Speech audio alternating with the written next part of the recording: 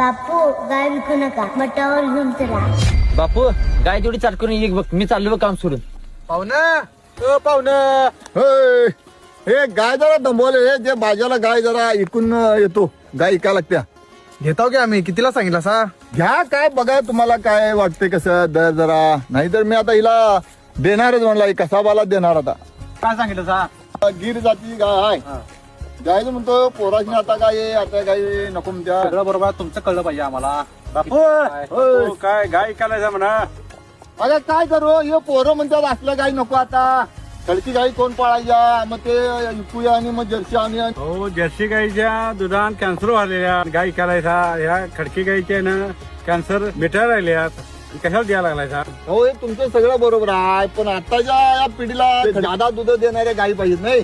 बापू गाय ऐकणार जायच ना होय होय मग होय. एक काम कर 14, 15, 16 तारखेला कनेरी मठावर गो प्रदर्शन आहे. बरं. अदृश्य काड सिद्धेश्वर स्वामीजींनी 51,000 बक्षीस ठेवलंय. 7 जातीमध्ये 10,000 रुपयांचं बक्षीस त्यांनी आयोजित केलेलं आहे. आणि गेली 12 वर्षे तात्या आपण त्या चळवळीत हाय. प्रत्येक गावात गायी 4 होत्या. अदृश्य स्वामींनी गो प्रदर्शन सुरू केल्यापासून गावागावात 60-70 गायी तयार झाल्यात.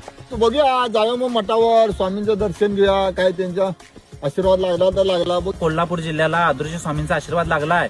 गोवंश वाढलाय. गोवंशच्या जाती प्रत्येक गावात नांदायला लागल्यात. आणि मठावरच 2,5-3 हजाराच्या गायींचा गोटा आहे. त्यामुळं तुझ्या घरात समृद्धी येणार. अहो खरं आमचा व्यवहार झालाय. देशी गाय आमची माता आहे. आम्ही काय गाय देणार नाही. तुझं काय असलं तर आम्ही पैसे भागवतो.